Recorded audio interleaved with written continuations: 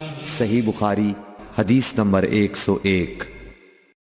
عورتوں نے رسول اللہ صلی اللہ علیہ وسلم سے کہا کہ آپ سے فائدہ اٹھانے میں مرد ہم سے آگے بڑھ گئے ہیں، اس لیے آپ اپنی طرف سے ہمارے وعظ کے لیے بھی کوئی دن خاص فرما دیں۔ تو آپ صلی اللہ علیہ وسلم نے ان سے ایک دن کا وعدہ فرما لیا۔ اس دن عورتوں سے آپ نے ملاقات کی اور انہیں وعظ فرمایا اور مناسب احکام سنائے۔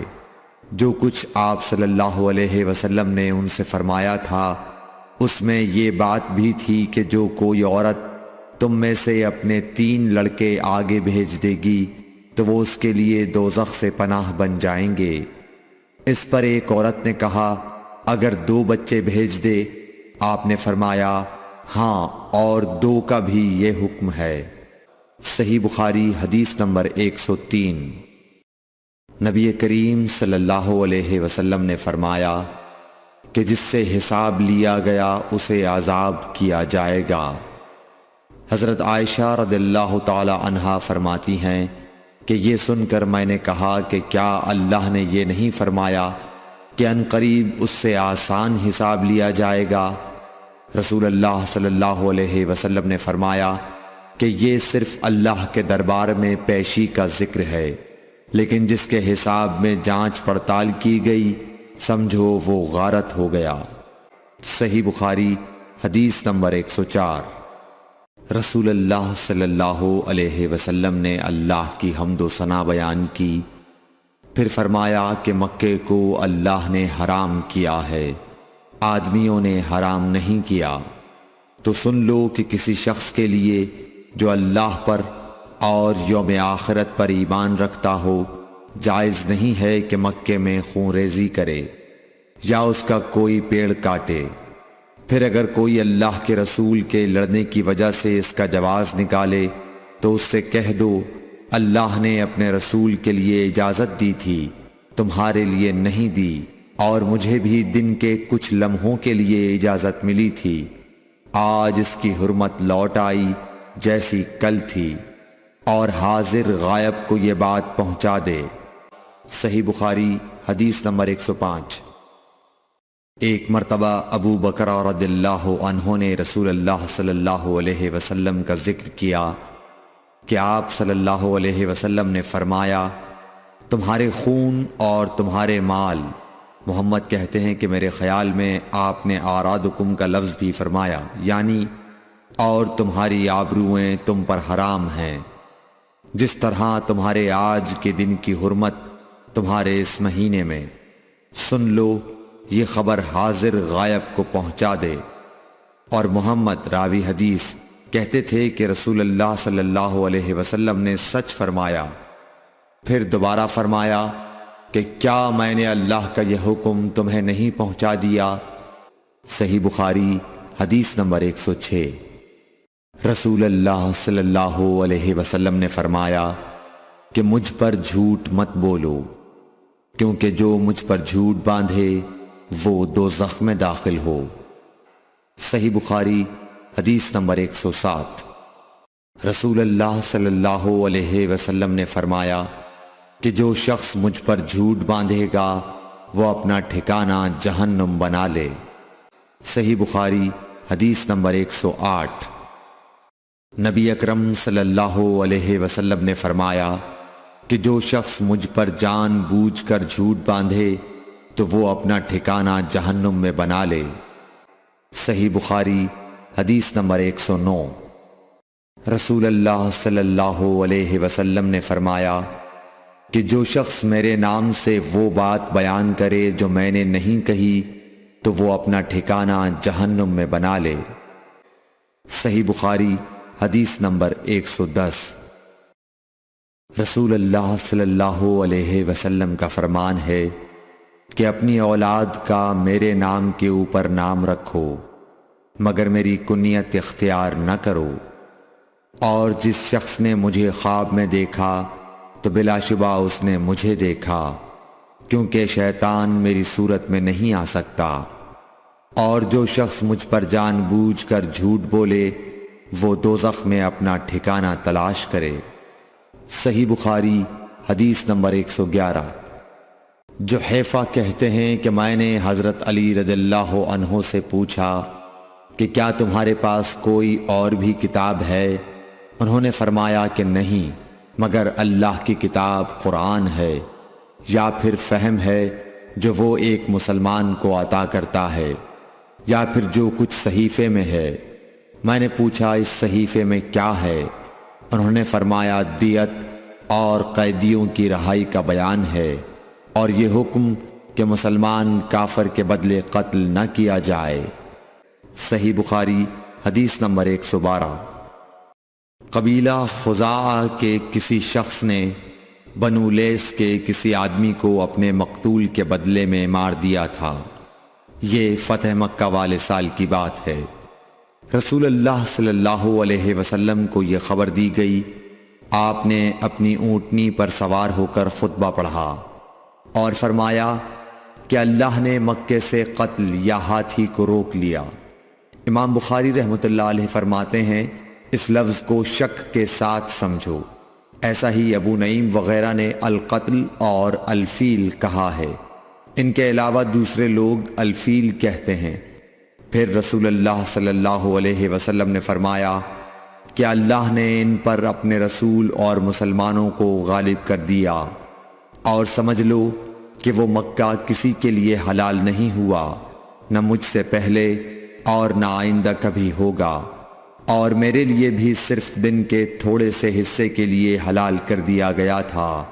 سن لو کہ وہ اس وقت حرام ہے، نہ اس کا کوئی کانٹا توڑا جائے نہ اس کے درخت کاٹے جائیں، اور اس کی گری پڑی چیزیں بھی وہی اٹھائے جس کا منشا یہ ہو کہ وہ اس شے کا تعارف کرا دے گا۔ تو اگر کوئی شخص مارا جائے تو اس کے عزیزوں کو اختیار ہے دو باتوں کا، یا دیت لیں یا بدلہ۔ اتنے میں ایک یمنی آدمی ابو شاہ نامی آیا اور کہنے لگا یہ مسائل میرے لیے لکھوا دیجئے۔ تب آپ نے فرمایا کہ ابو فلاں کے لیے یہ مسائل لکھ دو۔ تو ایک قریشی شخص نے کہا یا رسول اللہ مگر اذخر، یعنی اذخر کاٹنے کی اجازت دے دیجئے، کیونکہ اسے ہم گھروں کی چھتوں پر ڈالتے ہیں یا مٹی ملا کر اور اپنی قبروں میں بھی ڈالتے ہیں۔ یہ سن کر رسول اللہ صلی اللہ علیہ وسلم نے فرمایا کہ ہاں مگر اذخر۔ صحیح بخاری حدیث نمبر 113۔ وہب بن منبح کے بھائی کہتے ہیں کہ میں نے حضرت ابو ہریرہ رضی اللہ تعالی عنہ کو کہتے ہوئے سنا کہ رسول اللہ صلی اللہ علیہ وسلم کے صحابہ میں عبداللہ بن عمر رضی اللہ عنہ کے علاوہ مجھ سے زیادہ کوئی حدیث بیان کرنے والا نہیں تھا، مگر وہ لکھ لیا کرتے تھے اور میں لکھتا نہیں تھا۔ صحیح بخاری حدیث نمبر 114۔ جب نبی اکرم صلی اللہ علیہ وسلم کے مرض میں شدت ہو گئی تو آپ صلی اللہ علیہ وسلم نے فرمایا کہ میرے پاس سامان کتابت لاؤ تاکہ تمہارے لیے ایک تحریر لکھ دوں، تاکہ بعد میں تم گمراہ نہ ہو سکو۔ اس پر حضرت عمر رضی اللہ عنہ نے لوگوں سے کہا کہ اس وقت آپ صلی اللہ علیہ وسلم پر تکلیف کا غلبہ ہے، اور ہمارے پاس اللہ کی کتاب قرآن موجود ہے جو ہمیں ہدایت کے لیے کافی ہے۔ اس پر لوگوں کی رائے مختلف ہو گئی اور شور و غل زیادہ ہونے لگا۔ آپ صلی اللہ علیہ وسلم نے فرمایا میرے پاس سے اٹھ کھڑے ہو، میرے پاس جھگڑنا ٹھیک نہیں۔ اس پر ابن عباس رضی اللہ عنہ یہ کہتے ہوئے نکل گئے کہ بے شک مصیبت بڑی سخت مصیبت ہے، وہ چیز جو ہمارے اور رسول کے اور آپ کی تحریر کے درمیان حائل ہو گئی۔ صحیح بخاری حدیث نمبر 115۔ ایک رات نبی کریم صلی اللہ علیہ وسلم نے بیدار ہوتے ہی فرمایا کہ سبحان اللہ، آج کی رات کس قدر فتنے اتارے گئے ہیں اور کتنے ہی خزانے کھولے گئے ہیں۔ ان حجرے والیوں کو جگاؤ، کیونکہ بہت سی عورتیں جو دنیا میں باریک کپڑا پہننے والی ہیں وہ آخرت میں ننگی ہوں گی۔ صحیح بخاری حدیث نمبر 116۔ حضرت عبداللہ بن عمر رضی اللہ عنہ نے فرمایا کہ آخر عمر میں ایک دفعہ رسول اللہ صلی اللہ علیہ وسلم نے ہمیں عشاء کی نماز پڑھائی۔ جب آپ نے سلام پھیرا تو کھڑے ہو گئے اور فرمایا کہ تمہاری آج کی رات وہ ہے کہ اس رات سے 100 برس کے آخر تک کوئی شخص جو زمین پر ہے وہ باقی نہیں رہے گا۔ صحیح بخاری حدیث نمبر 117۔ حضرت عبداللہ بن عباس رضی اللہ تعالی عنہ فرماتے ہیں کہ ایک رات میں اپنی خالہ میمونہ بنت حارث زوجہ نبی کریم صلی اللہ علیہ وسلم کے پاس گزاری، اور نبی کریم صلی اللہ علیہ وسلم اس دن ان کی رات میں انہی کے گھر تھے۔ آپ صلی اللہ علیہ وسلم نے عشاء کی نماز مسجد میں پڑھی، پھر گھر تشریف لائے اور 4 رکعت نماز نفل پڑھ کر آپ سو گئے۔ پھر اٹھے اور فرمایا کہ ابھی تک یہ لڑکا سو رہا ہے یا اسی جیسا لفظ فرمایا۔ پھر آپ نماز پڑھنے کھڑے ہو گئے اور میں بھی وضو کر کے آپ کی بائیں جانب کھڑا ہو گیا، تو آپ صلی اللہ علیہ وسلم نے مجھے دائیں جانب کھڑا کر لیا۔ تب آپ نے 5 رکعت پڑھیں، پھر 2 پڑھیں، پھر آپ سو گئے، یہاں تک کہ میں نے آپ کے خراٹے کی آواز سنی۔ پھر آپ کھڑے ہو کر نماز کے لیے باہر تشریف لے آئے۔ صحیح بخاری حدیث نمبر 118۔ حضرت ابو ہریرہ رضی اللہ تعالیٰ عنہ کہتے ہیں کہ لوگ کہتے ہیں کہ ابو ہریرہ بہت حدیثیں بیان کرتے ہیں، اور میں کہتا ہوں کہ قرآن میں 2 آیتیں نہ ہوتیں تو میں کوئی حدیث بیان نہ کرتا۔ پھر یہ آیت پڑھی جس کا ترجمہ یہ ہے، جو لوگ اللہ کی نازل کی ہوئی دلیلوں اور آیتوں کو چھپاتے ہیں، آخر آیت رحیم تک۔ واقعہ یہ ہے کہ ہمارے مہاجرین بھائی تو بازار کی خرید و فروخت میں لگے رہتے تھے، اور انصار بھائی اپنی جائیدادوں میں مشغول رہتے، اور ابو ہریرہ رسول اللہ صلی اللہ علیہ وسلم کے ساتھ جی بھر کر رہتا، تاکہ آپ کی رفاقت میں شکم پوری سے بھی بے فکری رہے، اور ان مجلسوں میں حاضر رہتا جن مجلسوں میں دوسرے حاضر نہ ہوتے، اور وہ باتیں محفوظ رکھتا جو دوسرے محفوظ نہیں رکھ سکتے تھے۔ صحیح بخاری حدیث نمبر 119۔ ابو ہریرہ رضی اللہ عنہ کہتے ہیں کہ میں نے عرض کیا، یا رسول اللہ، میں آپ سے بہت سی باتیں سنتا ہوں مگر بھول جاتا ہوں۔ آپ صلی اللہ علیہ وسلم نے فرمایا، اپنی چادر پھیلاؤ۔ میں نے اپنی چادر پھیلائی۔ آپ صلی اللہ علیہ وسلم نے اپنے دونوں ہاتھوں کی چلو بنائی اور میری چادر میں ڈال دی، فرمایا کہ چادر کو بدن پر لپیٹ لو۔ میں نے چادر کو اپنے بدن پر لپیٹ لیا، پھر اس کے بعد میں کوئی چیز نہیں بھولا۔ صحیح بخاری حدیث نمبر 120۔ حضرت ابو ہریرہ رضی اللہ عنہ فرماتے ہیں کہ میں نے رسول اللہ صلی اللہ علیہ وسلم سے علم کے 2 برتن یاد کر لیے ہیں، ایک کو میں نے پھیلا دیا ہے، اور دوسرا برتن اگر میں پھیلاؤں تو میرا یہ نرخرا کاٹ دیا جائے۔ صحیح بخاری حدیث نمبر 121۔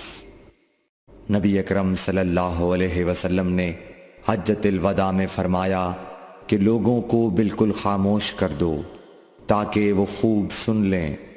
پھر فرمایا، لوگوں میرے بعد پھر کافر مت بن جانا کہ ایک دوسرے کی گردن مارنے لگو۔ صحیح بخاری حدیث نمبر 122۔ رسول اللہ صلی اللہ علیہ وسلم نے فرمایا کہ ایک روز موسیٰ علیہ السلام نے کھڑے ہو کر بنی اسرائیل میں خطبہ دیا، تو آپ سے پوچھا گیا کہ لوگوں میں سب سے زیادہ صاحب علم کون ہے؟ انہوں نے فرمایا کہ میں ہوں۔ اس وجہ سے اللہ کا غصہ ان پر ہوا کہ انہوں نے علم کو خدا کے حوالے کیوں نہ کر دیا۔ تب اللہ نے ان کی طرف وحی بھیجی کہ میرے بندوں میں سے ایک بندہ دریاؤں کے سنگم پر ہے، جہاں فارس اور روم کے سمندر ملتے ہیں، وہ تجھ سے زیادہ عالم ہے۔ موسیٰ علیہ السلام نے کہا کہ اے پروردگار، میری ان سے ملاقات کیسے ہو؟ حکم ہوا کہ ایک مچھلی زنبیل میں رکھ لو، پھر جہاں تم اس مچھلی کو گم کر دو گے تو وہ بندہ تمہیں وہیں ملے گا۔ تب موسیٰ علیہ السلام چلے اور ساتھ اپنے خادم یوشع بن نون کو لے لیا، اور انہوں نے زنبیل میں مچھلی رکھ لی۔ جب ایک پتھر کے پاس پہنچے، دونوں اپنے سر اس پر رکھ کر سو گئے، اور مچھلی زنبیل سے نکل کر دریا میں اپنی راہ بناتی چلی گئی۔ اور یہ بات موسیٰ علیہ السلام اور ان کے ساتھی کے لیے بے حد تعجب کی تھی۔ پھر دونوں باقی رات اور دن میں جتنا وقت باقی تھا چلتے رہے۔ جب صبح ہوئی، موسیٰ علیہ السلام نے خادم سے کہا، ہمارا ناشتہ لاؤ، اس سفر میں ہم نے کافی تکلیف اٹھائی ہے۔ اور موسیٰ علیہ السلام بالکل نہیں تھکے تھے، مگر جب اس جگہ سے آگے نکل گئے جہاں تک انہیں جانے کا حکم ملا تھا، تب ان کے خادم نے کہا کہ کیا آپ نے دیکھا تھا کہ جب ہم صخرہ کے پاس ٹھہرے تھے تو میں مچھلی کا ذکر بھول گیا؟ بقول بعض صخرہ کے نیچے آب حیات تھا، وہ اس مچھلی پر پڑا اور وہ زندہ ہو کر بقدرت الہی دریا میں چل دی۔ یہ سن کر موسیٰ علیہ السلام بولے کہ یہی وہ جگہ ہے جس کی ہمیں تلاش تھی، تو وہ پچھلے پاؤں واپس ہو گئے۔ جب پتھر تک پہنچے تو دیکھا کہ ایک شخص کپڑا اوڑھے ہوئے موجود ہے۔ موسیٰ علیہ السلام نے انہیں سلام کیا۔ خضر نے کہا کہ تمہاری سرزمین میں سلام کہاں؟ پھر موسیٰ علیہ السلام نے کہا کہ میں موسیٰ ہوں۔ خضر بولے کہ بنی اسرائیل کے موسیٰ؟ انہوں نے جواب دیا ہاں۔ پھر کہا کہ کیا میں آپ کے ساتھ چل سکتا ہوں تاکہ آپ مجھے ہدایت کی وہ باتیں بتلاؤ جو اللہ نے خاص آپ ہی کو سکھلائی ہیں؟ خضر بولے کہ تم میرے ساتھ صبر نہیں کر سکو گے۔ اے موسیٰ، مجھے اللہ نے ایسا علم دیا ہے جسے تم نہیں جانتے، اور تم کو جو علم دیا ہے اسے میں نہیں جانتا۔ اس پر موسیٰ علیہ السلام نے کہا کہ خدا نے چاہا تو آپ مجھے صابر پاؤ گے، اور میں کسی بات میں آپ کی نافرمانی نہیں کروں گا۔ پھر دونوں دریا کے کنارے کنارے پیدل چلے۔ ان کے پاس کوئی کشتی نہ تھی کہ ایک کشتی ان کے سامنے سے گزری تو کشتی والوں سے انہوں نے کہا کہ ہمیں بٹھا لو۔ خضر کو انہوں نے پہچان لیا اور بغیر کرائے کے سوار کر لیا۔ اتنے میں ایک چڑیا آئی اور کشتی کے کنارے پر بیٹھ گئی۔ پھر سمندر میں اس نے ایک یا دو چونچیں ماری۔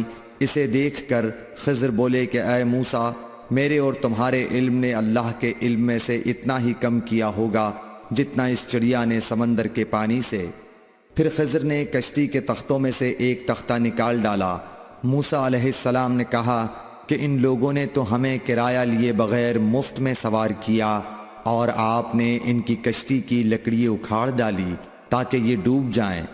خضر بولے کہ کیا میں نے نہیں کہا تھا کہ تم میرے ساتھ صبر نہیں کر سکو گے؟ اس پر موسیٰ علیہ السلام نے جواب دیا کہ بھول پر میری گرفت نہ کرو۔ موسیٰ علیہ السلام نے بھول کر یہ پہلا اعتراض کیا تھا۔ پھر دونوں چلے۔ کشتی سے اتر کر ایک لڑکا بچوں کے ساتھ کھیل رہا تھا۔ خضر نے اوپر سے اس کا سر پکڑ کر ہاتھ سے اسے الگ کر دیا۔ موسیٰ علیہ السلام بول پڑے، کیا آپ نے ایک بے گناہ بچے کو بغیر کسی جانی حق کے مار ڈالا؟ غضب ہو گیا۔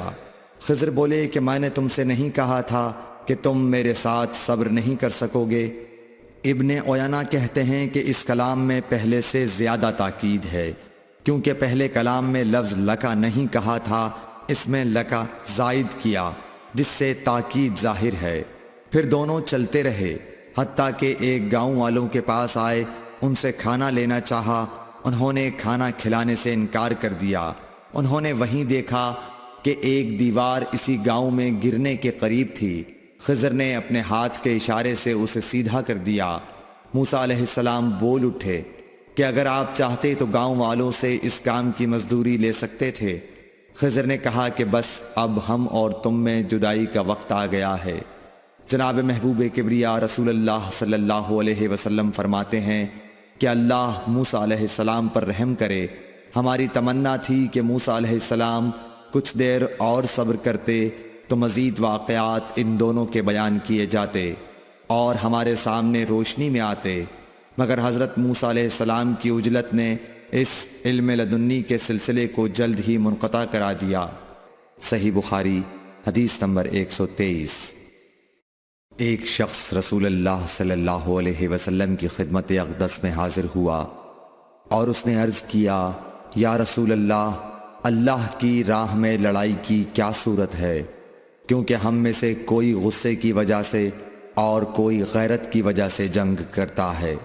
تو آپ صلی اللہ علیہ وسلم نے اس کی طرف سر اٹھایا، اور سر اس لیے اٹھایا کہ پوچھنے والا کھڑا ہوا تھا۔ پھر آپ صلی اللہ علیہ وسلم نے فرمایا، جو اللہ کے کلمے کو سر بلند کرنے کے لیے لڑے وہ اللہ کی راہ میں لڑتا ہے۔ صحیح بخاری حدیث نمبر 124۔ رسول اللہ صلی اللہ علیہ وآلہ وسلم سے رمی کے وقت پوچھا جا رہا تھا تو ایک شخص نے عرض کیا، یا رسول اللہ، میں نے رمی سے قبل قربانی کر لی۔ آپ صلی اللہ علیہ وسلم نے فرمایا، اب رمی کر لو، کچھ حرج نہیں ہوا۔ دوسرے نے کہا، یا رسول اللہ، میں نے قربانی سے پہلے سر منڈا لیا۔ آپ صلی اللہ علیہ وسلم نے فرمایا، اب قربانی کر لو، کچھ حرج نہیں۔ اس وقت جس چیز کے بارے میں جو آگے پیچھے ہو گئی تھی آپ سے پوچھا گیا، آپ صلی اللہ علیہ وسلم نے یہی جواب دیا، اب کر لو، کچھ حرج نہیں۔ صحیح بخاری حدیث نمبر 125۔ حضرت عبداللہ بن مسعود رضی اللہ تعالی عنہ کہتے ہیں کہ ایک مرتبہ میں رسول کریم صلی اللہ علیہ وسلم کے ساتھ مدینے کے کھنڈرات میں چل رہا تھا، اور آپ کھجور کی چھڑی پر سہارا دے کر چل رہے تھے، تو کچھ یہودیوں کا ادھر سے گزر ہوا۔ ان میں سے ایک نے دوسرے سے کہا کہ آپ سے روح کے بارے میں کچھ پوچھو۔ ان میں سے کسی نے کہا، مت پوچھو، ایسا نہ ہو کہ وہ کوئی ایسی بات کہہ دیں جو تمہیں ناگوار ہو۔ مگر ان میں سے بعض نے کہا کہ ہم ضرور پوچھیں گے۔ پھر ایک شخص نے کھڑے ہو کر کہا، اے ابو القاسم، روح کیا چیز ہے؟ آپ نے خاموشی اختیار فرمائی۔ میں نے دل میں کہا کہ آپ پر وحی آ رہی ہے، اس لیے میں کھڑا ہو گیا۔ جب آپ صلی اللہ علیہ وسلم سے وہ کیفیت دور ہو گئی تو آپ صلی اللہ علیہ وسلم نے قرآن کی یہ آیت جو اس وقت نازل ہوئی تھی تلاوت فرمائی، اے نبی، تم سے یہ لوگ روح کے بارے میں پوچھ رہے ہیں، کہہ دو کہ روح میرے رب کے حکم سے ہے، اور تمہیں علم کا بہت تھوڑا حصہ دیا گیا ہے، اس لیے تم روح کی حقیقت نہیں سمجھ سکتے۔ صحیح بخاری حدیث نمبر 126۔ رسول اللہ صلی اللہ علیہ وآلہ وسلم نے ارشاد فرمایا کہ اے عائشہ، اگر تیری قوم دور جاہلیت کے ساتھ قریب نہ ہوتی بلکہ پرانی ہو گئی ہوتی، ابن زبیر نے کہا یعنی زمانہ کفر کے ساتھ قریب نہ ہوتی، تو میں کعبے کو توڑ دیتا اور اس کے لیے 2 دروازے بنا دیتا، ایک دروازے سے لوگ داخل ہوتے اور دوسرے دروازے سے باہر نکلتے۔ صحیح بخاری حدیث نمبر 127۔ حضرت علی رضی اللہ عنہ کا ارشاد ہے کہ لوگوں سے وہ باتیں کرو جنہیں وہ پہچانتے ہوں۔ کیا تمہیں یہ پسند ہے کہ لوگ اللہ اور اس کے رسول کو جھٹلا دیں؟ صحیح بخاری حدیث نمبر 128۔ ایک مرتبہ حضرت معاذ بن جبل رسول اللہ صلی اللہ علیہ وسلم کے پیچھے سواری پر سوار تھے۔ آپ نے فرمایا، اے معاذ، میں نے عرض کیا، حاضر ہوں یا رسول اللہ۔ آپ صلی اللہ علیہ وسلم نے دوبارہ فرمایا، اے معاذ، میں نے عرض کیا، حاضر ہوں اے اللہ کے رسول۔ آپ صلی اللہ علیہ وسلم نے 12 فرمایا، اے معاذ، میں نے عرض کیا، حاضر ہوں اے اللہ کے رسول۔ 3 بار ایسا ہوا۔ اس کے بعد آپ صلی اللہ علیہ وسلم نے فرمایا کہ جو شخص سچے دل سے اس بات کی گواہی دے کہ اللہ کے سوا کوئی معبود نہیں ہے اور محمد صلی اللہ علیہ وسلم اللہ کے سچے رسول ہیں، اللہ تعالیٰ اس کو دوزخ کی آگ پر حرام کر دیتا ہے۔ میں نے کہا، یا رسول اللہ، کیا اس بات سے لوگوں کو باخبر نہ کر دوں تاکہ وہ خوش ہو جائیں؟ آپ صلی اللہ علیہ وسلم نے فرمایا، اگر تم یہ خبر سناؤ گے تو لوگ اس پر بھروسہ کر بیٹھیں گے اور عمل چھوڑ دیں گے۔ صحیح بخاری حدیث نمبر 129۔ رسول کریم صلی اللہ علیہ وسلم نے ایک روز معاذ رضی اللہ عنہ سے فرمایا کہ جو شخص اللہ سے اس کیفیت کے ساتھ ملاقات کرے کہ اس نے اللہ کے ساتھ کسی کو شریک نہ کیا ہو، وہ یقیناً جنت میں داخل ہوگا۔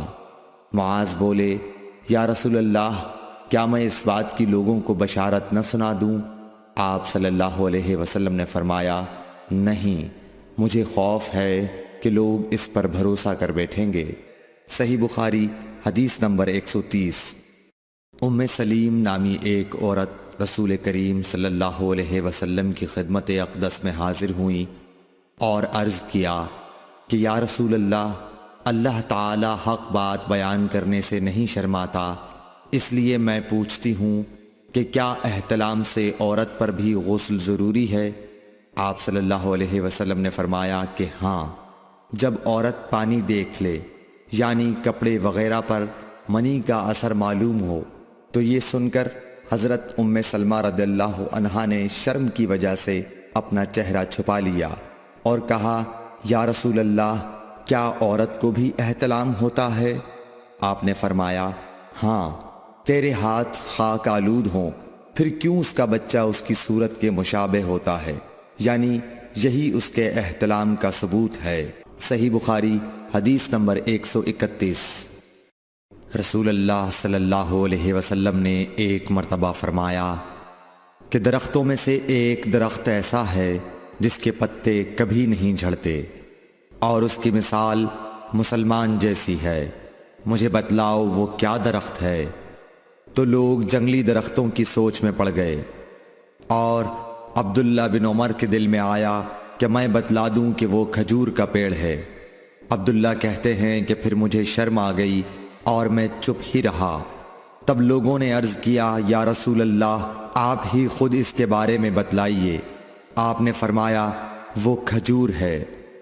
عبداللہ کہتے ہیں کہ میرے جی میں جو بات تھی وہ اپنے والد حضرت عمر رضی اللہ عنہ کو بتلائی۔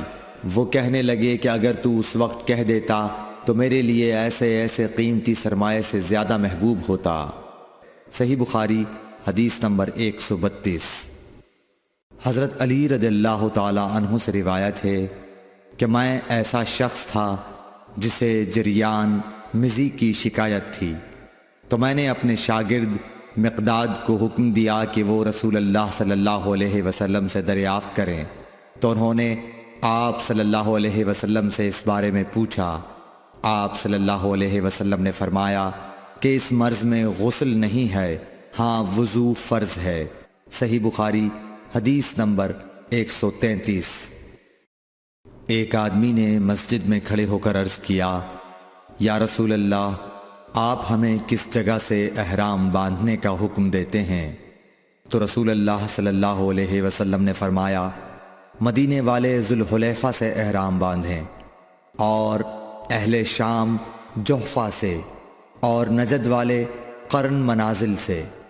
ابن عمر نے فرمایا کہ لوگوں کا خیال ہے کہ رسول اللہ صلی اللہ علیہ وسلم نے فرمایا کہ یمن والے یلملم سے احرام باندھیں، اور ابن عمر کہا کرتے تھے کہ مجھے یہ آخری جملہ رسول اللہ صلی اللہ علیہ وسلم سے یاد نہیں۔ صحیح بخاری حدیث نمبر 134۔ ایک شخص نے آپ صلی اللہ علیہ وسلم سے پوچھا کہ احرام باندھنے والے کو کیا پہننا چاہیے؟ آپ صلی اللہ علیہ وسلم نے فرمایا کہ نہ قمیص پہنے، نہ صافہ باندھے، اور نہ پاجامہ، اور نہ کوئی سرپوش اوڑھے، اور نہ کوئی زعفران اور ورس سے رنگا ہوا کپڑا پہنے، اور اگر جوتے نہ ملیں تو موزے پہن لے، اور انہیں اس طرح کاٹ دے کہ ٹخنوں سے نیچے ہو جائیں۔ صحیح بخاری حدیث نمبر 135۔ رسول اللہ صلی اللہ علیہ وسلم نے فرمایا کہ جو شخص حدث کرے اس کی نماز قبول نہیں ہوتی جب تک کہ وہ دوبارہ وضو نہ کر لے۔ حضرموت کے ایک شخص نے پوچھا کہ اے ابو ہریرہ، حدث ہونا کیا ہے؟ آپ نے فرمایا، پخانے کے مقام سے نکلنے والی آواز والی یا بے آواز والی ہوا۔ صحیح بخاری حدیث نمبر 136۔ رسول اللہ صلی اللہ علیہ وآلہ وسلم نے فرمایا کہ میری امت کے لوگ وضو کے نشانات کی وجہ سے قیامت کے دن سفید پیشانی اور سفید ہاتھ پاؤں والوں کی شکل میں بلائے جائیں گے، تو تم میں سے جو کوئی اپنی چمک بڑھانا چاہتا ہے تو وہ بڑھا لے، یعنی وضو اچھی طرح کر لے۔ صحیح بخاری حدیث نمبر 137۔ رسول کریم صلی اللہ علیہ وسلم سے شکایت کی گئی کہ ایک شخص ہے جسے یہ خیال ہوتا ہے کہ نماز میں کوئی چیز یعنی ہوا نکلتی معلوم ہوئی ہے۔ آپ صلی اللہ علیہ وسلم نے فرمایا کہ نماز سے نہ پھرے یا نہ مڑے جب تک آواز نہ سنے یا بو نہ پائے۔ صحیح بخاری حدیث نمبر 138۔ نبی کریم صلی اللہ علیہ وسلم سوئے یہاں تک کہ آپ خراٹے لینے لگے، پھر آپ نے نماز پڑھی، اور کبھی راوی نے یوں کہا کہ آپ صلی اللہ علیہ وسلم لیٹ گئے پھر خراٹے لینے لگے، پھر آپ صلی اللہ علیہ وسلم کھڑے ہوئے، اس کے بعد نماز پڑھی۔ ابن عباس رضی اللہ تعالی عنہ کہتے تھے کہ ایک مرتبہ میں نے اپنی خالہ ام المومنین حضرت میمونہ کے گھر رات گزاری تو میں نے دیکھا کہ رسول اللہ صلی اللہ علیہ وسلم رات کو اٹھے۔ جب تھوڑی رات باقی رہ گئی تو آپ صلی اللہ علیہ وسلم نے اٹھ کر ایک لٹکے ہوئے مشکیزے سے ہلکا سا وضو کیا۔ عمرو اس کا ہلکا پن اور معمولی ہونا بیان کرتے تھے، اور آپ کھڑے ہو کر نماز پڑھنے لگے تو میں نے بھی اسی طرح وضو کیا جس طرح آپ صلی اللہ علیہ وسلم نے کیا تھا، پھر آ کر آپ کے بائیں طرف کھڑا ہو گیا۔ اور کبھی سفیان نے ان یسارہ کے بجائے ان شمالہ کا لفظ کہا، مطلب دونوں کا ایک ہی ہے۔ پھر آپ صلی اللہ علیہ وسلم نے مجھے پھیر لیا اور اپنی داہنی جانب کر لیا، پھر نماز پڑھی جس قدر اللہ کو منظور تھا، پھر آپ لیٹ گئے اور سو گئے حتیٰ کہ خراٹوں کی آواز آنے لگی۔ پھر آپ کی خدمت میں مؤذن حاضر ہوا اور اس نے آپ کو نماز کی اطلاع دی۔ آپ صلی اللہ علیہ وسلم اس کے ساتھ نماز کے لیے تشریف لے گئے، پھر آپ نے نماز پڑھی اور وضو نہیں کیا۔ سفیان کہتے ہیں کہ ہم نے عمرو سے کہا، کچھ لوگ کہتے ہیں کہ رسول اللہ صلی اللہ علیہ وسلم کی آنکھیں سوتی تھیں، دل نہیں سوتا تھا۔ عمرو نے کہا، میں نے عبید بن عمیر سے سنا، وہ کہتے تھے کہ انبیاء علیہ السلام کے خواب بھی وہی ہوتے ہیں۔ پھر قرآن کی یہ آیت پڑھی، میں خواب میں دیکھتا ہوں کہ میں تجھے ذبح کر رہا ہوں۔ صحیح بخاری حدیث نمبر 139۔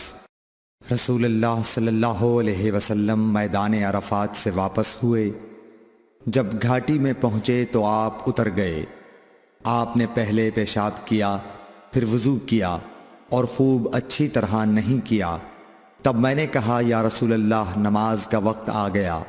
آپ صلی اللہ علیہ وسلم نے فرمایا، نماز آگے ہے، یعنی مزدلفہ چل کر پڑھیں گے۔ جب مزدلفہ میں پہنچے تو آپ نے خوب اچھی طرح وضو کیا، پھر جماعت کھڑی کی گئی۔ آپ صلی اللہ علیہ وسلم نے مغرب کی نماز پڑھی، پھر ہر شخص نے اپنے اونٹ کو اپنی جگہ بٹھایا، پھر عشاء کی جماعت کھڑی کی گئی اور آپ نے نماز پڑھی، اور ان دونوں نمازوں کے درمیان کوئی نماز نہیں پڑھی۔ صحیح بخاری حدیث نمبر 140۔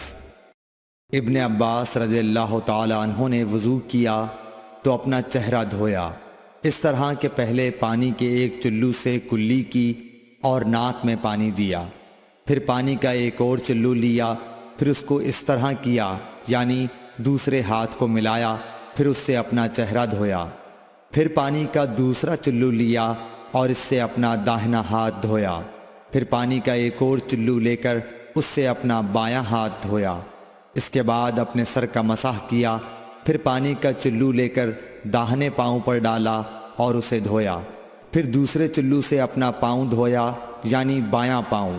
اس کے بعد کہا کہ میں نے رسول اللہ صلی اللہ علیہ وسلم کو اسی طرح وضو کرتے ہوئے دیکھا ہے۔ صحیح بخاری حدیث نمبر 131۔ رسول اللہ صلی اللہ علیہ وسلم نے ایک مرتبہ فرمایا کہ درختوں میں سے ایک درخت ایسا ہے جس کے پتے کبھی نہیں جھڑتے، اور اس کی مثال مسلمان جیسی ہے، مجھے بتلاؤ وہ کیا درخت ہے؟ تو لوگ جنگلی درختوں کی سوچ میں پڑ گئے، اور عبداللہ بن عمر کے دل میں آیا کہ میں بتلا دوں کہ وہ کھجور کا پیڑ ہے۔ عبداللہ کہتے ہیں کہ پھر مجھے شرم آ گئی اور میں چپ ہی رہا۔ تب لوگوں نے عرض کیا، یا رسول اللہ، آپ ہی خود اس کے بارے میں بتلائیے۔ آپ نے فرمایا، وہ کھجور ہے۔ عبداللہ کہتے ہیں کہ میرے جی میں جو بات تھی وہ اپنے والد حضرت عمر رضی اللہ عنہ کو بتلائی۔ وہ کہنے لگے کہ اگر تو اس وقت کہہ دیتا تو میرے لیے ایسے ایسے قیمتی سرمایے سے زیادہ محبوب ہوتا۔ صحیح بخاری حدیث نمبر 132۔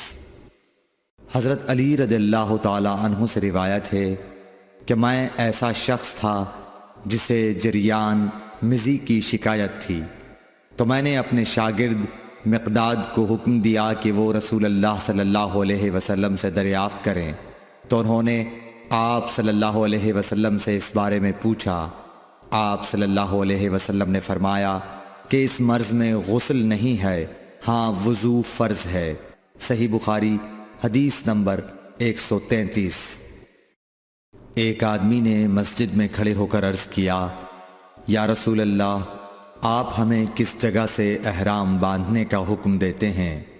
تو رسول اللہ صلی اللہ علیہ وسلم نے فرمایا، مدینے والے ذوالحلیفہ سے احرام باندھیں، اور اہل شام جحفہ سے، اور نجد والے قرن منازل سے۔ ابن عمر نے فرمایا کہ لوگوں کا خیال ہے کہ رسول اللہ صلی اللہ علیہ وسلم نے فرمایا کہ یمن والے یلملم سے احرام باندھیں، اور ابن عمر کہا کرتے تھے کہ مجھے یہ آخری جملہ رسول اللہ صلی اللہ علیہ وسلم سے یاد نہیں۔ صحیح بخاری حدیث نمبر 134۔ ایک شخص نے آپ صلی اللہ علیہ وسلم سے پوچھا کہ احرام باندھنے والے کو کیا پہننا چاہیے؟ آپ صلی اللہ علیہ وسلم نے فرمایا کہ نہ قمیص پہنے، نہ صافہ باندھے، اور نہ پاجامہ، اور نہ کوئی سرپوش اوڑھے، اور نہ کوئی زعفران اور ورس سے رنگا ہوا کپڑا پہنے، اور اگر جوتے نہ ملیں تو موزے پہن لے، اور انہیں اس طرح کاٹ دے کہ ٹخنوں سے نیچے ہو جائیں۔ صحیح بخاری حدیث نمبر 135۔ رسول اللہ صلی اللہ علیہ وسلم نے فرمایا کہ جو شخص حدث کرے اس کی نماز قبول نہیں ہوتی جب تک کہ وہ دوبارہ وضو نہ کر لے۔ حضرموت کے ایک شخص نے پوچھا کہ اے ابو ہریرہ، حدث ہونا کیا ہے؟ آپ نے فرمایا، پخانے کے مقام سے نکلنے والی آواز والی یا بے آواز والی ہوا۔ صحیح بخاری حدیث نمبر 136۔ رسول اللہ صلی اللہ علیہ وآلہ وسلم نے فرمایا کہ میری امت کے لوگ وضو کے نشانات کی وجہ سے قیامت کے دن سفید پیشانی اور سفید ہاتھ پاؤں والوں کی شکل میں بلائے جائیں گے، تو تم میں سے جو کوئی اپنی چمک بڑھانا چاہتا ہے تو وہ بڑھا لے، یعنی وضو اچھی طرح کر لے۔ صحیح بخاری حدیث نمبر 137۔ رسول کریم صلی اللہ علیہ وسلم سے شکایت کی گئی کہ ایک شخص ہے جسے یہ خیال ہوتا ہے کہ نماز میں کوئی چیز یعنی ہوا نکلتی معلوم ہوئی ہے۔ آپ صلی اللہ علیہ وسلم نے فرمایا کہ نماز سے نہ پھرے یا نہ مڑے جب تک آواز نہ سنے یا بو نہ پائے۔ صحیح بخاری حدیث نمبر 138۔ نبی کریم صلی اللہ علیہ وسلم سوئے یہاں تک کہ آپ خراٹے لینے لگے، پھر آپ نے نماز پڑھی، اور کبھی راوی نے یوں کہا کہ آپ صلی اللہ علیہ وسلم لیٹ گئے، پھر خراٹے لینے لگے، پھر آپ صلی اللہ علیہ وسلم کھڑے ہوئے، اس کے بعد نماز پڑھی۔ ابن عباس رضی اللہ تعالی عنہ کہتے تھے کہ ایک مرتبہ میں نے اپنی خالہ ام المومنین حضرت میمونہ کے گھر رات گزاری، تو میں نے دیکھا کہ رسول اللہ صلی اللہ علیہ وسلم رات کو اٹھے۔ جب تھوڑی رات باقی رہ گئی تو آپ صلی اللہ علیہ وسلم نے اٹھ کر ایک لٹکے ہوئے مشکیزے سے ہلکا سا وضو کیا۔ عمرو اس کا ہلکا پن اور معمولی ہونا بیان کرتے تھے، اور آپ کھڑے ہو کر نماز پڑھنے لگے، تو میں نے بھی اسی طرح وضو کیا جس طرح آپ صلی اللہ علیہ وسلم نے کیا تھا، پھر آ کر آپ کے بائیں طرف کھڑا ہو گیا، اور کبھی سفیان نے ان یسارہ کے بجائے ان شمالہ کا لفظ کہا، مطلب دونوں کا ایک ہی ہے۔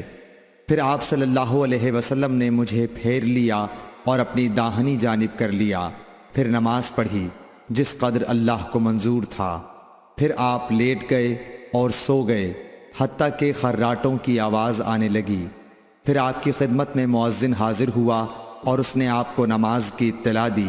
آپ صلی اللہ علیہ وسلم اس کے ساتھ نماز کے لیے تشریف لے گئے۔ پھر آپ نے نماز پڑھی اور وضو نہیں کیا۔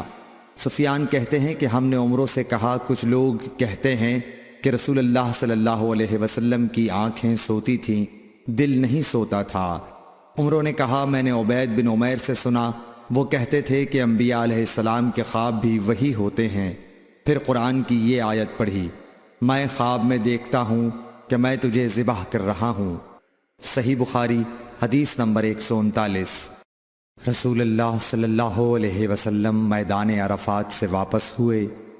جب گھاٹی میں پہنچے تو آپ اتر گئے۔ آپ نے پہلے پیشاب کیا، پھر وضو کیا اور خوب اچھی طرح نہیں کیا۔ تب میں نے کہا، یا رسول اللہ، نماز کا وقت آ گیا۔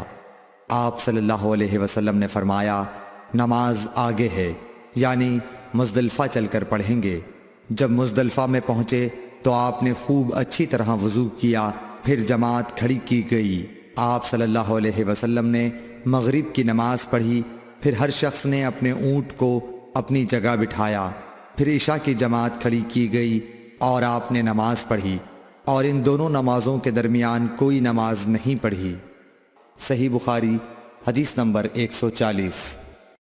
ابن عباس رضی اللہ تعالی عنہ نے وضو کیا تو اپنا چہرہ دھویا، اس طرح کہ پہلے پانی کے ایک چلو سے کلی کی اور ناک میں پانی دیا، پھر پانی کا ایک اور چلو لیا، پھر اس کو اس طرح کیا، یعنی دوسرے ہاتھ کو ملایا، پھر اس سے اپنا چہرہ دھویا، پھر پانی کا دوسرا چلو لیا اور اس سے اپنا داہنا ہاتھ دھویا، پھر پانی کا ایک اور چلو لے کر اس سے اپنا بایاں ہاتھ دھویا۔ اس کے بعد اپنے سر کا مسح کیا، پھر پانی کا چلو لے کر داہنے پاؤں پر ڈالا اور اسے دھویا، پھر دوسرے چلو سے اپنا پاؤں دھویا، یعنی بایاں پاؤں۔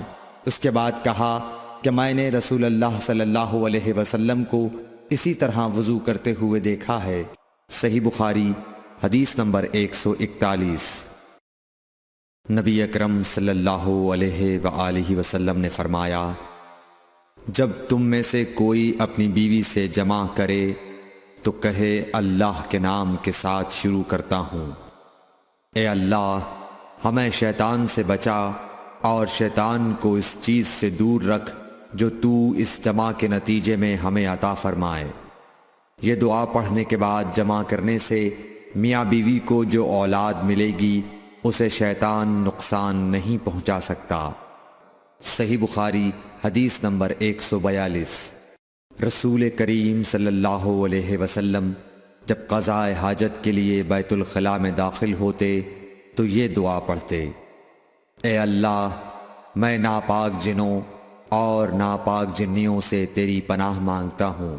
صحیح بخاری حدیث نمبر 143۔ ابن عباس رضی اللہ تعالی عنہ سے روایت ہے کہ نبی کریم صلی اللہ علیہ وسلم پخانے میں تشریف لے گئے۔ میں نے پخانے کے قریب آپ کے لیے وضو کا پانی رکھ دیا۔ باہر نکل کر آپ نے پوچھا، یہ کس نے رکھا؟ جب آپ کو بتلایا گیا تو آپ نے میرے لیے دعا کی اور فرمایا، اے اللہ، اس کو دین کی سمجھ عطا فرمائیو۔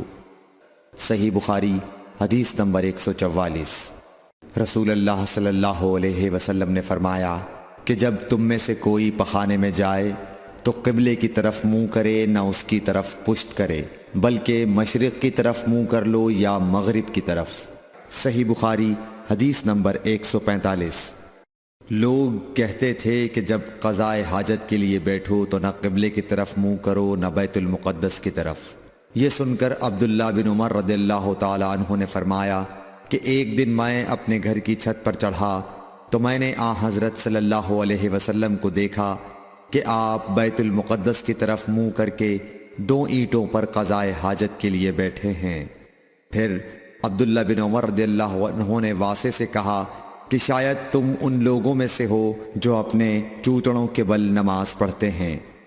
تب میں نے کہا، اللہ کی قسم میں نہیں جانتا کہ آپ کا مطلب کیا ہے۔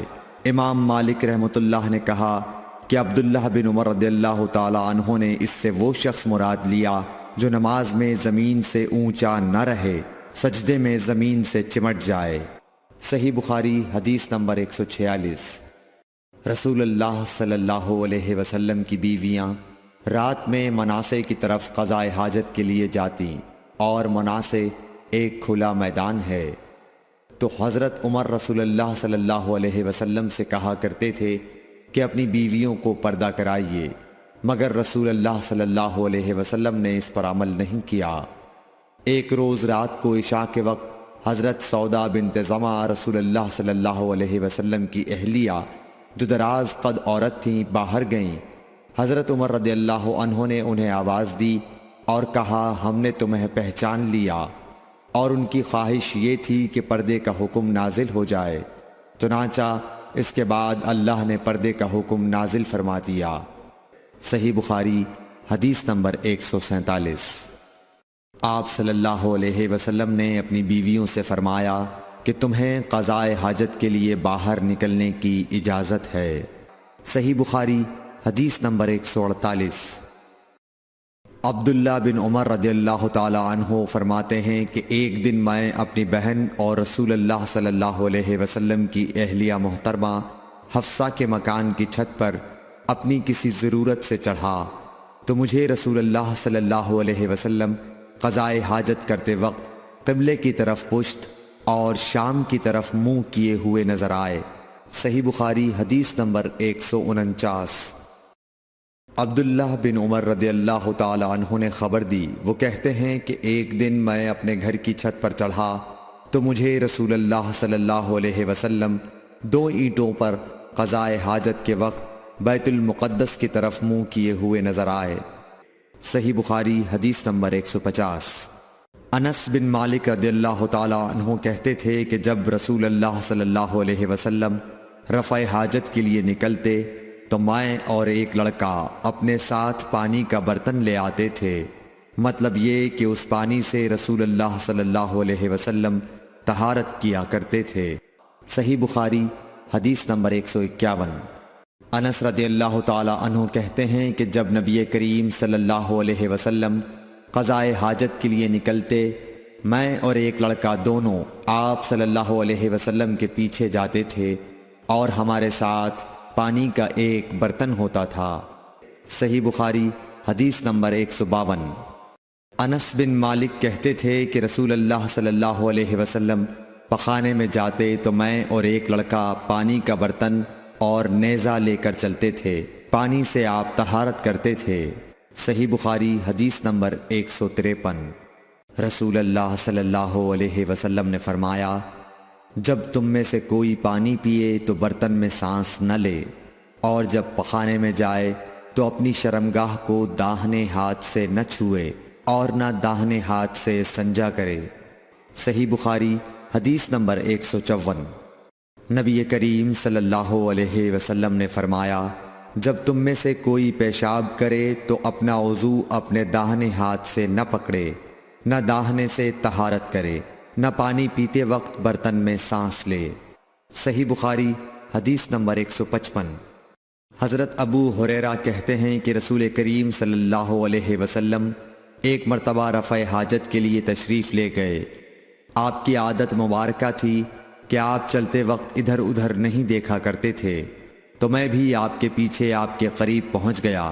مجھے دیکھ کر آپ نے فرمایا کہ مجھے پتھر ڈھونڈ دو تاکہ میں ان سے پاکی حاصل کروں، یا اسی جیسا کوئی لفظ فرمایا، اور فرمایا کہ ہڈی اور گوبر نہ لانا۔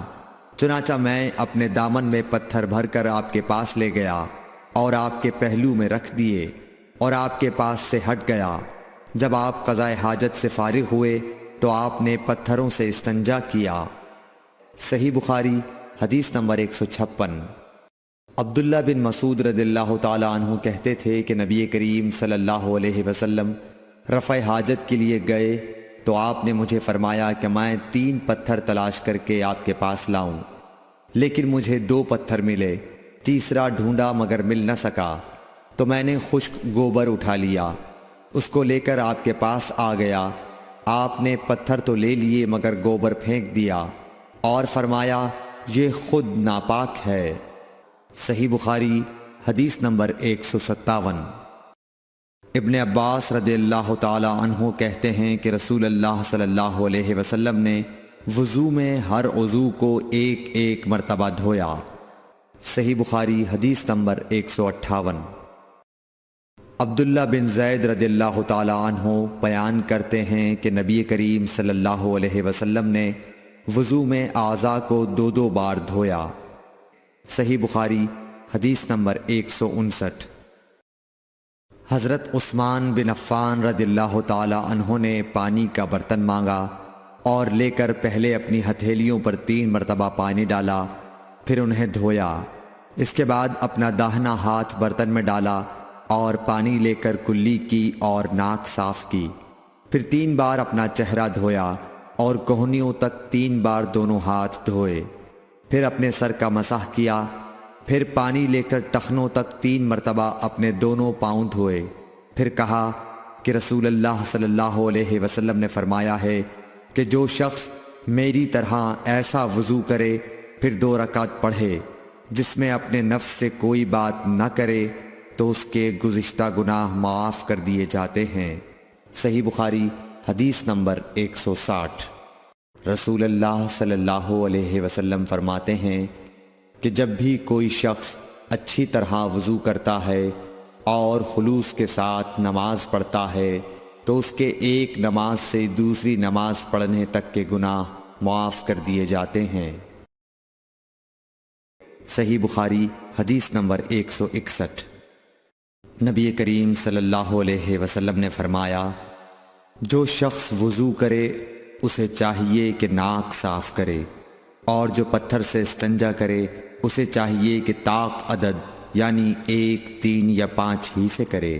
صحیح بخاری حدیث نمبر 162۔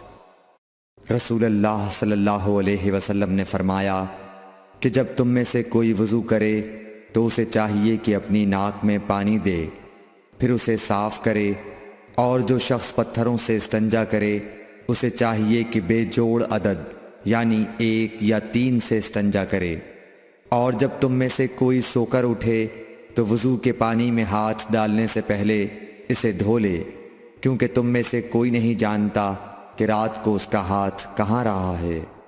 صحیح بخاری حدیث نمبر 163۔ عبداللہ بن عمر رضی اللہ تعالی عنہ کہتے ہیں کہ ایک مرتبہ رسول اللہ صلی اللہ علیہ وسلم ایک سفر میں ہم سے پیچھے رہ گئے، پھر تھوڑی دیر بعد آپ صلی اللہ علیہ وسلم نے ہم کو پا لیا اور عصر کا وقت آ پہنچا تھا۔ ہم وضو کرنے لگے اور اچھی طرح پاؤں دھونے کے بجائے جلدی میں ہم پاؤں پر مسح کرنے لگے۔ آپ صلی اللہ علیہ وسلم نے فرمایا ایڑیوں کے لیے آگ کا عذاب ہے، 2 مرتبہ یا 3 مرتبہ فرمایا۔ صحیح بخاری حدیث نمبر 164۔ حضرت عثمان رضی اللہ تعالی عنہ نے وضو کا پانی منگوایا اور اپنے دونوں ہاتھوں پر برتن سے پانی لے کر ڈالا، پھر دونوں ہاتھوں کو 3 دفعہ دھویا، پھر اپنا داہنا ہاتھ وضو کے پانی میں ڈالا، پھر کلی کی، پھر ناک میں پانی دیا، پھر ناک صاف کی، پھر 3 دفعہ اپنا منہ دھویا اور کوہنیوں تک 3 دفعہ ہاتھ دھوئے، پھر اپنے سر کا مسح کیا، پھر ہر ایک پاؤں 3 دفعہ دھویا، پھر فرمایا میں نے رسول اللہ صلی اللہ علیہ وسلم کو دیکھا کہ آپ میرے اس وضو جیسا وضو فرمایا کرتے تھے، اور آپ صلی اللہ علیہ وسلم نے فرمایا کہ جو شخص میرے اس وضو جیسا وضو کرے اور حضور قلب سے 2 رکعت پڑھے جس میں اپنے دل سے باتیں نہ کرے تو اللہ تعالیٰ اس کے پچھلے گناہ معاف کر دیتا ہے۔ صحیح بخاری حدیث نمبر 165۔ ابو ہریرہ رضی اللہ تعالیٰ عنہ لوگوں کے پاس سے گزرے اور لوگ لوٹے سے وضو کر رہے تھے۔ آپ رضی اللہ تعالیٰ عنہ نے کہا اچھی طرح وضو کرو، کیونکہ ابو القاسم صلی اللہ علیہ وسلم نے فرمایا خشک ایڑیوں کے لیے آگ کا عذاب ہے۔ صحیح بخاری حدیث نمبر 166۔ عبداللہ بن جریح نے عبداللہ بن عمر سے کہا اے ابو عبد الرحمن، میں نے تمہیں 4 ایسے کام کرتے ہوئے دیکھا ہے جنہیں تمہارے ساتھیوں کو کرتے ہوئے نہیں دیکھا۔ وہ کہنے لگے اے ابن جریح وہ کیا ہیں؟ ابن جریح نے کہا کہ میں نے طواف کے وقت آپ کو دیکھا کہ 2 یمانی رکنوں کے سوا کسی اور رکن کو آپ نہیں چھوتے ہو۔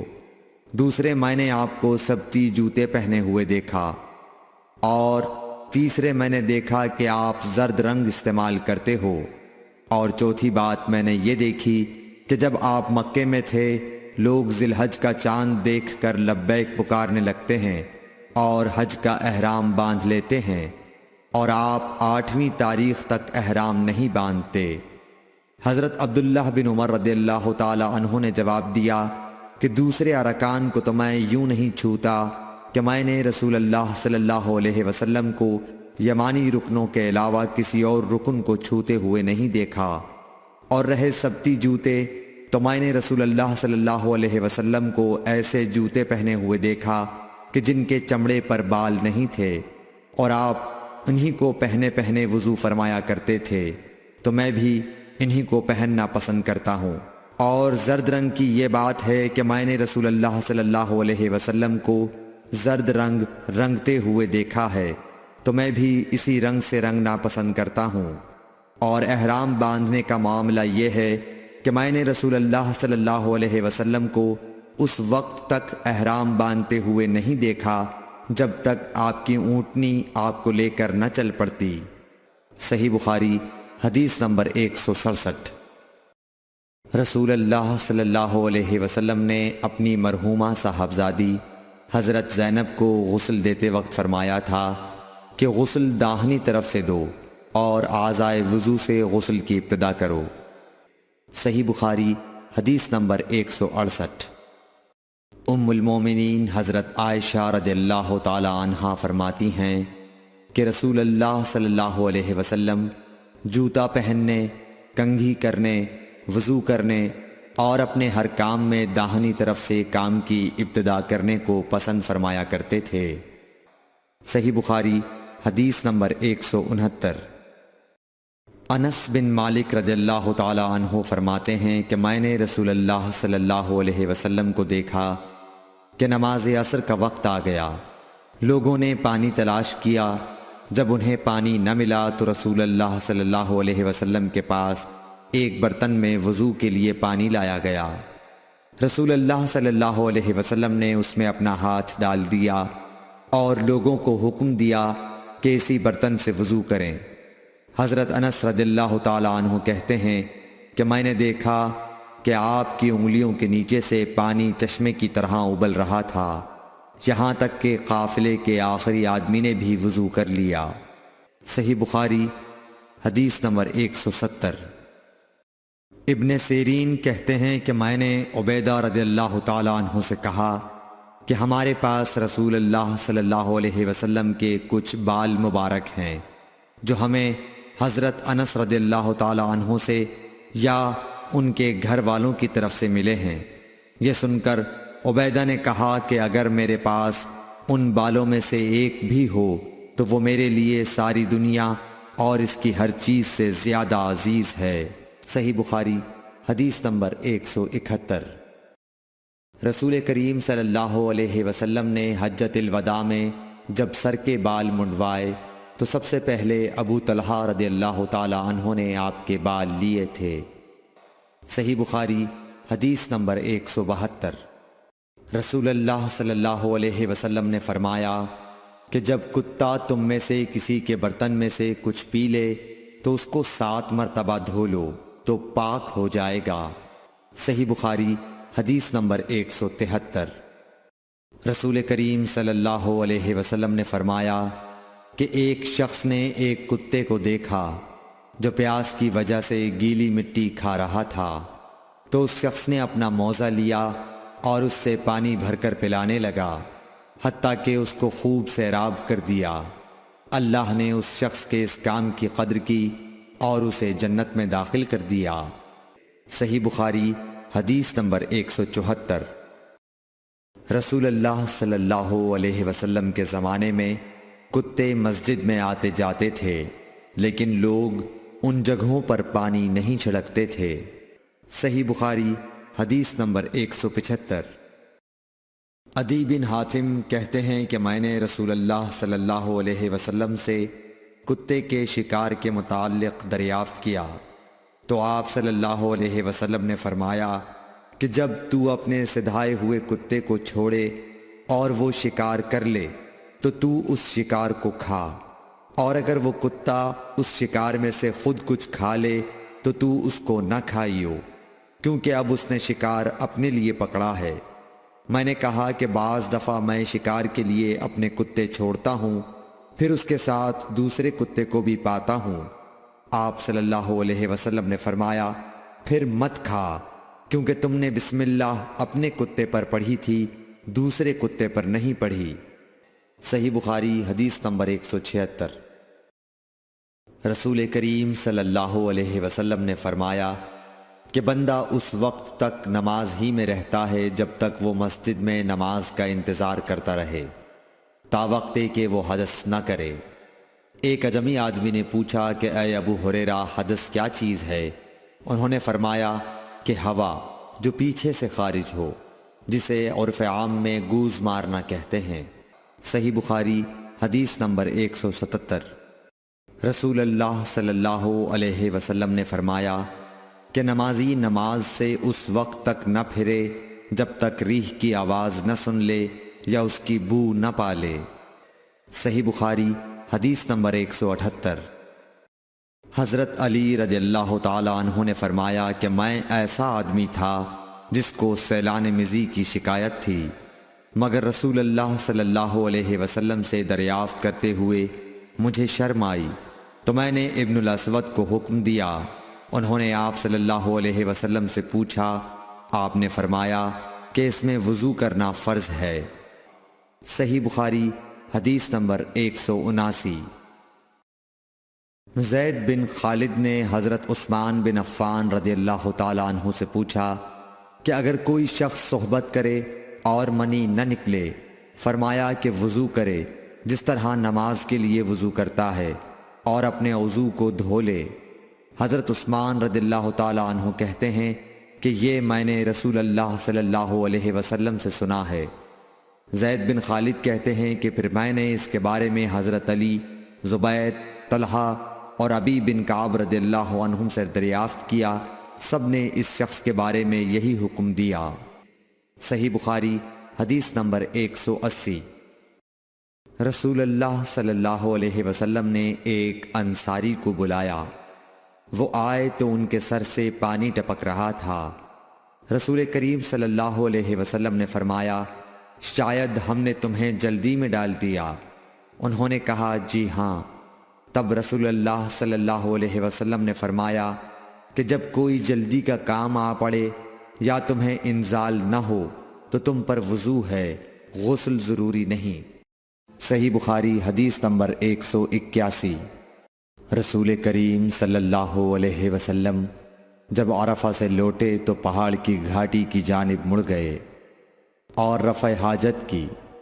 اسامہ کہتے ہیں کہ پھر آپ نے وضو کیا اور میں آپ صلی اللہ علیہ وسلم کے اعضاء پر پانی ڈالنے لگا اور آپ وضو فرماتے رہے۔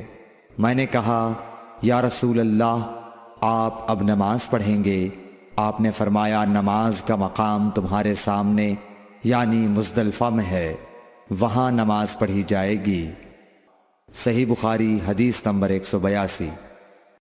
مغیرہ بن شعبہ رضی اللہ عنہ ایک سفر میں رسول کریم صلی اللہ علیہ وسلم کے ساتھ تھے۔ وہاں آپ رفع حاجت کے لیے تشریف لے گئے۔ جب آپ واپس آئے، آپ نے وضو شروع کیا تو مغیرہ بن شعبہ آپ کے اعضائے وضو پر پانی ڈالنے لگے۔ آپ صلی اللہ علیہ وسلم وضو کر رہے تھے۔ آپ نے اپنے منہ اور ہاتھوں کو دھویا، سر کا مسح کیا اور موزوں پر مسح کیا۔ صحیح بخاری حدیث نمبر 183۔ عبداللہ بن عباس رضی اللہ تعالی عنہ نے رات رسول کریم صلی اللہ علیہ وسلم کی زوجہ مطہرہ اور اپنی خالہ میمونہ رضی اللہ عنہا کے گھر میں گزاری۔ وہ فرماتے ہیں کہ میں تکیے کے عرض یعنی گوشے کی طرف لیٹ گیا اور رسول کریم صلی اللہ علیہ وسلم اور آپ کی اہلیہ نے معمول کے مطابق تکیے کی لمبائی پر سر رکھ کر آرام فرمایا۔ رسول اللہ صلی اللہ علیہ وسلم سوتے رہے، اور جب آدھی رات ہو گئی یا اس سے کچھ پہلے یا اس کے کچھ بعد آپ بیدار ہوئے اور اپنے ہاتھوں سے اپنی نیند کو دور کرنے کے لیے آنکھیں ملنے لگے۔ پھر آپ نے سورہ آل عمران کی آخری 10 آیتیں پڑھیں۔ پھر ایک مشکیزے کے پاس جو چھت میں لٹکا ہوا تھا آپ کھڑے ہو گئے اور اس سے وضو کیا، خوب اچھی طرح پھر کھڑے ہو کر نماز پڑھنے لگے۔ ابن عباس رضی اللہ تعالی عنہ کہتے ہیں، میں نے بھی کھڑے ہو کر اسی طرح کیا جس طرح آپ نے وضو کیا تھا۔ پھر جا کر میں بھی آپ کے پہلو مبارک میں کھڑا ہو گیا۔ آپ نے اپنا داہنا ہاتھ میرے سر پر رکھا اور میرا دایاں کان پکڑ کر اسے مروڑنے لگے۔ پھر آپ نے 2 رکعتیں پڑھیں، اس کے بعد پھر 2 رکعتیں پڑھیں، پھر 2 رکعتیں پڑھیں، پھر 2 رکعتیں پڑھیں، پھر 2 رکعتیں پڑھیں، پھر 2 رکعتیں پڑھ کر اس کے بعد آپ نے وتر پڑھا اور لیٹ گئے۔ پھر جب مؤذن آپ کے پاس آیا تو آپ نے اٹھ کر 2 رکعت معمولی طور پر پڑھیں، پھر باہر تشریف لا کر صبح کی نماز پڑھی۔ صحیح بخاری حدیث نمبر 184۔ اسماء بنت ابی بکر کہتی ہیں کہ میں رسول اللہ صلی اللہ علیہ وسلم کی زوجہ محترمہ عائشہ رضی اللہ تعالی عنہا کے پاس ایسے وقت آئی جب کہ سورج کو گہن لگ رہا تھا اور لوگ کھڑے ہو کر نماز پڑھ رہے تھے۔ کیا دیکھتی ہوں وہ بھی کھڑے ہو کر نماز پڑھ رہی ہیں۔ میں نے کہا کہ لوگوں کو کیا ہو گیا ہے، تو انہوں نے اپنے ہاتھ سے آسمان کی طرف اشارہ کر کے کہا سبحان اللہ۔ میں نے کہا کیا یہ کوئی خاص نشانی ہے؟ تو انہوں نے اشارے سے کہا کہ ہاں، تو میں بھی آپ کے ساتھ نماز کے لیے کھڑی ہو گئی۔ آپ نے اتنا قیام فرمایا کہ مجھ پر غشی طاری ہونے لگی اور میں اپنے سر پر پانی ڈالنے لگی۔ جب رسول اللہ صلی اللہ علیہ وسلم نماز سے فارغ ہوئے تو آپ نے اللہ کی حمد و ثنا بیان کی اور فرمایا آج کوئی چیز ایسی نہیں رہی جس کو میں نے اپنی اس جگہ نہ دیکھ لیا ہو، حتیٰ کہ جنت اور دوزخ کو بھی دیکھ لیا، اور مجھ پر یہ وحی کی گئی ہے کہ تم لوگوں کو قبروں میں آزمایا جائے گا، دجال جیسی آزمائش یا اس کے قریب قریب۔ راوی کا بیان ہے کہ میں نہیں جانتی کہ اسماء نے کون سا لفظ کہا۔ تم میں سے ہر ایک کے پاس اللہ کے فرشتے بھیجے جائیں گے اور اس سے کہا جائے گا کہ تمہارا اس شخص یعنی محمد صلی اللہ علیہ وسلم کے بارے میں کیا خیال ہے؟ پھر اسماء نے لفظ ایماندار کہا یا یقین رکھنے والا کہا، مجھے یاد نہیں۔ بہرحال وہ شخص کہے گا کہ محمد صلی اللہ علیہ وسلم اللہ کے سچے رسول ہیں، وہ ہمارے پاس نشانیاں اور ہدایت کی روشنی لے کر آئے، ہم نے اسے قبول کیا، ایمان لائے اور آپ کا اتباع کیا۔ پھر اس سے کہہ دیا جائے گا کہ تو سو جا، در حال یہ کہ تو مرد صالح ہے اور ہم جانتے تھے کہ تو مومن ہے، اور بہرحال منافق یا شکی آدمی۔ اسماء نے کون سا لفظ کہا مجھے یاد نہیں۔ جب اس سے پوچھا جائے گا کہے گا کہ میں کچھ نہیں جانتا، میں نے لوگوں کو جو کہتے سنا وہی میں نے بھی کہہ دیا۔ صحیح بخاری حدیث نمبر 185۔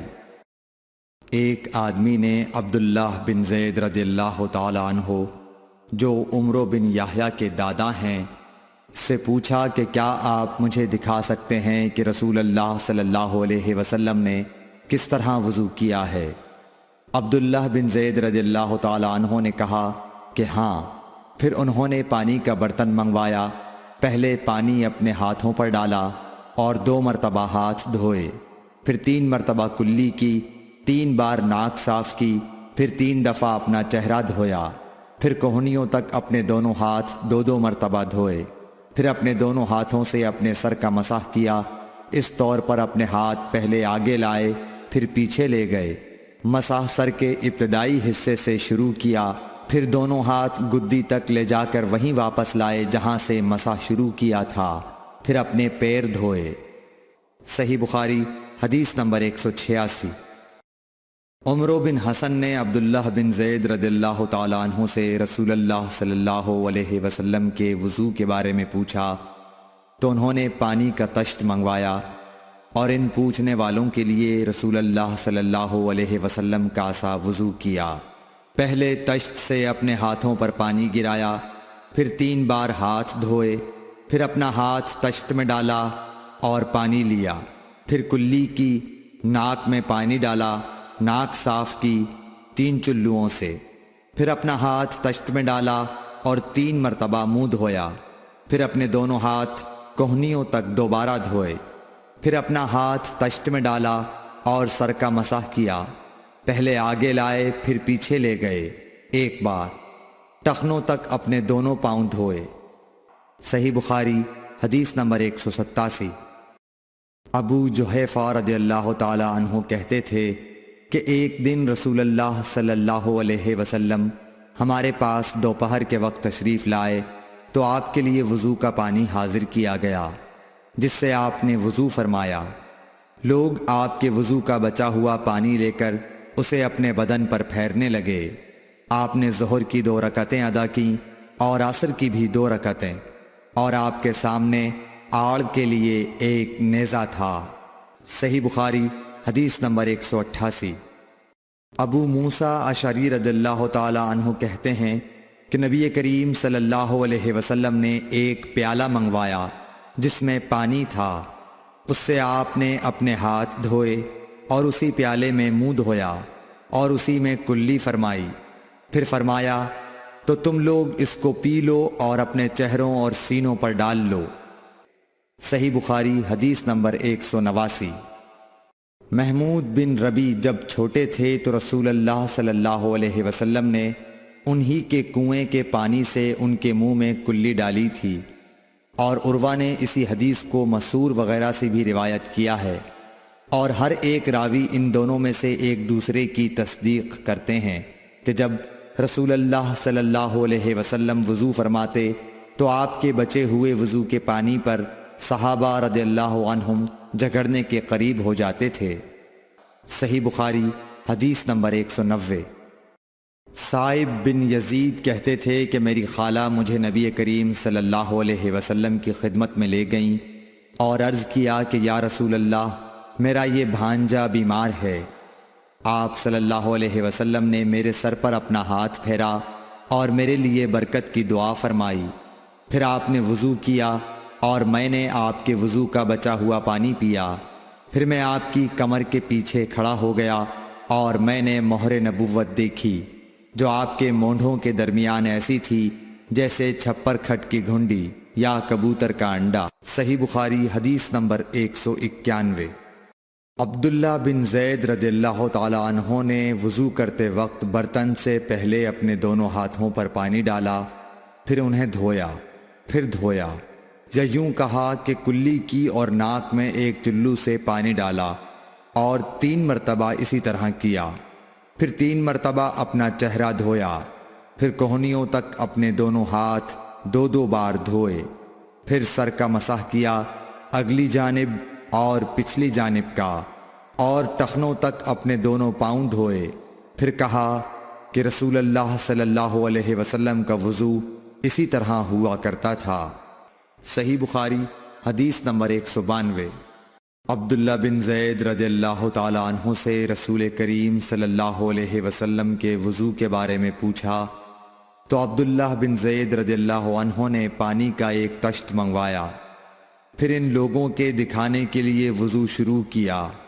پہلے تشت سے اپنے ہاتھوں پر پانی گرایا، پھر انہیں 3 بار دھویا، پھر اپنا ہاتھ برتن کے اندر ڈالا، پھر کلی کی اور ناک میں پانی ڈال کر ناک صاف کی 3 چلوؤں سے 3 دفعہ، پھر اپنا ہاتھ برتن کے اندر ڈالا اور اپنے منہ کو 3 بار دھویا، پھر اپنا ہاتھ برتن کے اندر ڈالا اور دونوں ہاتھ کوہنیوں تک 2 بار دھوئے، پھر سر پر مسح کیا، اس طرح کہ پہلے آگے کی طرف اپنا ہاتھ لائے، پھر پیچھے کی طرف لے گئے، پھر برتن میں اپنا ہاتھ ڈالا اور اپنے دونوں پاؤں دھوئے۔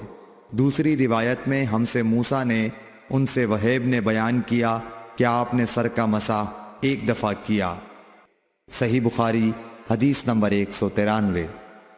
رسول کریم صلی اللہ علیہ وسلم کے زمانے میں عورت اور مرد سب ایک ساتھ ایک ہی برتن سے وضو کیا کرتے تھے، یعنی وہ مرد اور عورتیں جو ایک دوسرے کے محرم ہوتے۔ صحیح بخاری حدیث نمبر 194۔ حضرت جابر رضی اللہ تعالی عنہ کہتے تھے کہ رسول کریم صلی اللہ علیہ وسلم میری مزاج پرسی کے لیے تشریف لائے۔ میں بیمار تھا، ایسا کہ مجھے ہوش تک نہیں تھا۔ آپ نے وضو کیا اور اپنے وضو کا پانی مجھ پر چھڑکا تو مجھے ہوش آ گیا۔ میں نے عرض کیا، یا رسول اللہ، میرا وارث کون ہوگا؟ میرا تو صرف ایک کلالہ وارث ہے۔ اس پر آیت میراث نازل ہوئی۔ صحیح بخاری حدیث نمبر 195۔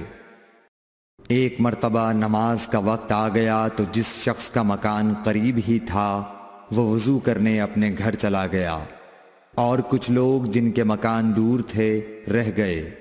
تو رسول کریم صلی اللہ علیہ وسلم کے پاس پتھر کا ایک لگن لایا گیا جس میں کچھ پانی تھا، اور وہ اتنا چھوٹا تھا کہ آپ اس میں اپنی ہتھیلی نہیں پھیلا سکتے تھے، مگر سب نے اس برتن کے پانی سے وضو کر لیا۔ ہم نے حضرت انس رضی اللہ عنہ سے پوچھا کہ تم کتنے نفر تھے؟ کہا 80 سے کچھ زیادہ ہی تھے۔ صحیح بخاری حدیث نمبر 196۔ رسول کریم صلی اللہ علیہ وسلم نے ایک پیالہ منگوایا جس میں پانی تھا، پھر اس میں آپ نے اپنے دونوں ہاتھوں اور چہرے کو دھویا اور اسی میں کلی کی۔ صحیح بخاری حدیث نمبر 197۔ عبداللہ بن زید کہتے ہیں کہ رسول کریم صلی اللہ علیہ وسلم ہمارے گھر تشریف لائے۔ ہم نے آپ صلی اللہ علیہ وسلم کے لیے تانبے کے برتن میں پانی نکالا، اس سے آپ نے وضو کیا، 3 بار چہرہ دھویا، 2 بار ہاتھ دھوئے اور سر کا مسح کیا، اس طرح کہ پہلے آگے کی طرف ہاتھ لائے، پھر پیچھے کی جانب لے گئے اور پیر دھوئے۔ صحیح بخاری حدیث نمبر 198۔ حضرت عائشہ رضی اللہ تعالی عنہا نے فرمایا کہ جب رسول کریم صلی اللہ علیہ وسلم بیمار ہوئے اور آپ کی بیماری زیادہ ہو گئی تو آپ نے اپنی دوسری بیویوں سے اس بات کی اجازت لے لی کہ آپ کی تیمارداری میرے ہی گھر کی جائے۔ انہوں نے آپ کو اجازت دے دی۔ ایک روز رسول کریم صلی اللہ علیہ وسلم 2 آدمیوں کے درمیان سہارا لے کر گھر سے نکلے۔ آپ کے پاؤں کمزوری کی وجہ سے زمین پر گھسٹتے جاتے تھے۔ حضرت عباس رضی اللہ تعالی عنہ اور ایک آدمی کے درمیان آپ باہر نکلے تھے۔ عبید اللہ راوی حدیث کہتے ہیں کہ میں نے یہ حدیث عبداللہ بن عباس رضی اللہ تعالی عنہ کو سنائی تو وہ بولے، تم جانتے ہو دوسرا آدمی کون تھا؟ میں نے عرض کیا کہ نہیں۔ کہنے لگے وہ علی رضی اللہ تعالی عنہ تھے۔ پھر حضرت عائشہ رضی اللہ تعالی عنہا فرماتی تھیں کہ جب نبی کریم صلی اللہ علیہ وسلم اپنے گھر میں داخل ہوئے اور آپ کا مرض بڑھ گیا تو آپ نے فرمایا میرے اوپر ایسی 7 مشکوں کا پانی ڈالو جن کے سربند نہ کھولے گئے ہوں، تاکہ میں سکون کے بعد لوگوں کو کچھ وصیت کروں۔ چنانچہ آپ کو حضرت حفصہ رسول اللہ صلی اللہ علیہ وسلم کی دوسری بیوی کے لگن میں جو تانبے کا تھا بٹھا دیا گیا، اور ہم نے آپ پر ان مشکوں سے پانی بہانا شروع کیا۔ جب آپ ہم کو اشارہ فرمانے لگے کہ بس اب تم نے اپنا کام پورا کر دیا تو اس کے بعد آپ لوگوں کے پاس باہر تشریف لے گئے۔ صحیح بخاری حدیث نمبر 199۔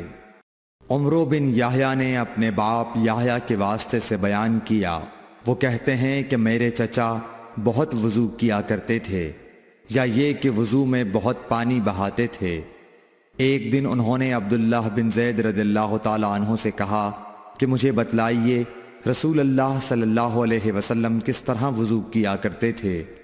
انہوں نے پانی کا ایک تشت منگوایا، اس کو پہلے اپنے ہاتھوں پر جھکایا، پھر دونوں ہاتھ 3 بار دھوئے، پھر اپنا ہاتھ تشت میں ڈال کر پانی لیا اور ایک چلو سے کلی کی اور 3 مرتبہ ناک صاف کی، پھر اپنے ہاتھوں سے ایک چلو پانی لیا اور 3 بار اپنا چہرہ دھویا، پھر کوہنیوں تک اپنے دونوں ہاتھ 2 بار دھوئے، پھر ہاتھ میں پانی لے کر اپنے سر کا مسح کیا تو پہلے اپنے ہاتھ پیچھے لے گئے، پھر آگے کی طرف لائے، پھر اپنے دونوں پاؤں دھوئے، اور فرمایا کہ میں نے رسول کریم صلی اللہ علیہ وسلم کو اسی طرح وضو کرتے دیکھا ہے۔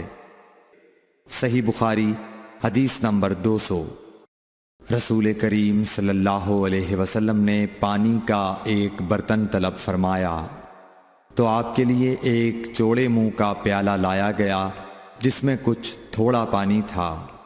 آپ نے اپنی انگلیاں اس میں ڈال دیں۔